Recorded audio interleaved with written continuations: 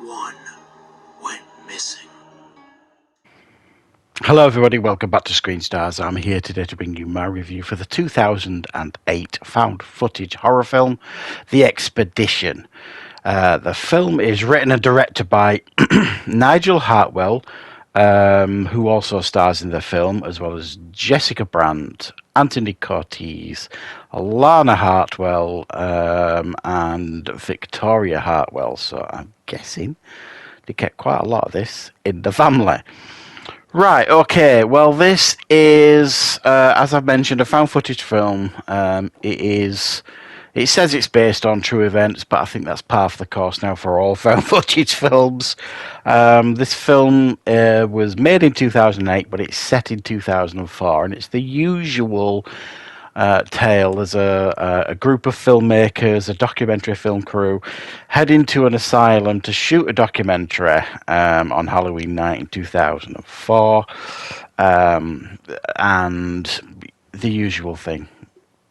People go missing, footage is found, and, it's for us to watch the footage to find out what happened. Right, okay, so what are my thoughts on The Expedition? Well, in my never-ending quest to feed my junky habit of watching found footage films, along the way you watch a few turkeys. And in my time reviewing found footage films on this channel, and you can find a playlist where I cover all the found footage films that I've watched on this channel, there is quite a few turkeys in there.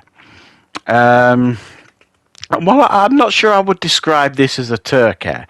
It's one of those found footage films where, if you like, the budget lets it down, which sounds a bit of a anomaly when you consider that found footage is low budget stuff anyway. And it is. It really is. Of course it is.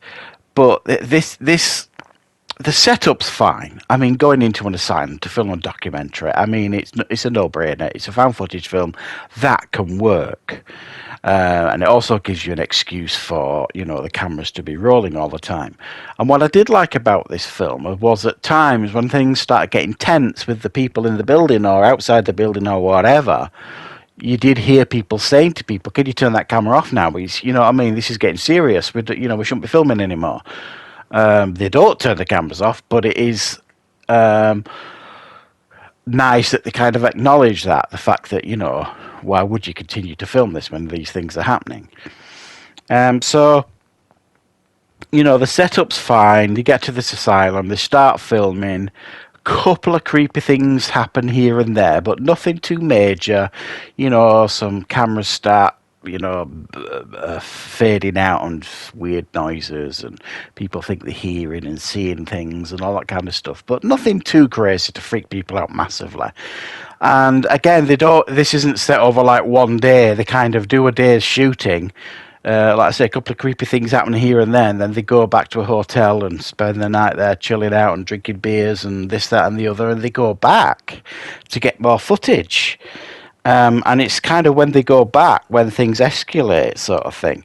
And they escalate in a way, and this is for me is when the film started to kind of let itself down a little bit, because day one kind of, and this is what I like, the formula for a found footage film should be that, they gently hint at some creepy stuff happening. They drop a little bit of a scare here and there, or a hint of a noise, or some camera fuzziness, and this, that, and the other. And they kind of do that, and it gets the juices flowing as to what's coming. Oh, this could be exciting. There's some creepy stuff happening. And then when they go back on the second day, it's very much more of the same, just kind of ramped up a tiny bit, and then people start going missing. And unfortunately, from that point on, you just kind of get people wandering around this building, shouting for people's names, Jessica, where are you? Or Anthony, where are you? Nigel, where are you? Whatever the characters' names are, some go missing. Some they find, some they don't. Some they find shoes lying around and gloves lying around, and lots of swearing here and there and saying, we should call the cops. And they say, no, we can't call the cops. And lots of debates between the characters. But because of the budget, it never really goes beyond that. And for me, that was a real shame because I think if they'd have managed to get some real genuine scares in at a couple of points in this found footage film, and I mean proper genuine scares, some freaky like noises or some shadows or images or someone kind of being dragged around a corner or someone projected through a window, whatever. This is just me kind of spitballing ideas. This could have bumped the score up of this one because the blueprint's right.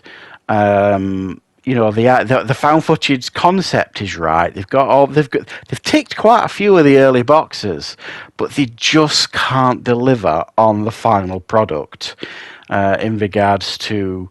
You should feel by the end of a found footage film that you've been through the ringer. You've been dragged through a hedge backwards. You're almost breathless because everyone's panicked, so therefore you're panicked, and everyone's terrified, so therefore you're getting a bit scared. You should feel like you're in the moment with these characters, and I never got that. But in the last 20 minutes of the film, or 25, 20 or 30 minutes, it was just an awful lot of wandering around, shouting people's names, asking where they are, and debating what they're going to do if they can't find them, and then finding an odd shoe, finding a piece of clothing, and then it kind of abruptly ends, sort of thing. So you just kind of feel cheated out of the potential of what this film could have been. I think that there is the bones of an interesting found footage film here, but as I've said, it just couldn't deliver. So therefore, it for me, it's a letdown. But as I said, I don't think this is a complete failure or anything. I like the ideas that went on here. It's just, it just couldn't meet the expectations of the movie, unfortunately. But if you've never seen it and you like to check out pretty much any and all found footage films, it's worth giving it a go. It was from 2008, so I'd never heard of it before, but I'm glad I've checked it out. So thanks for watching, guys. I hope you enjoyed this review. I will, of course, be back with plenty more reviews and content on the channel very, very soon.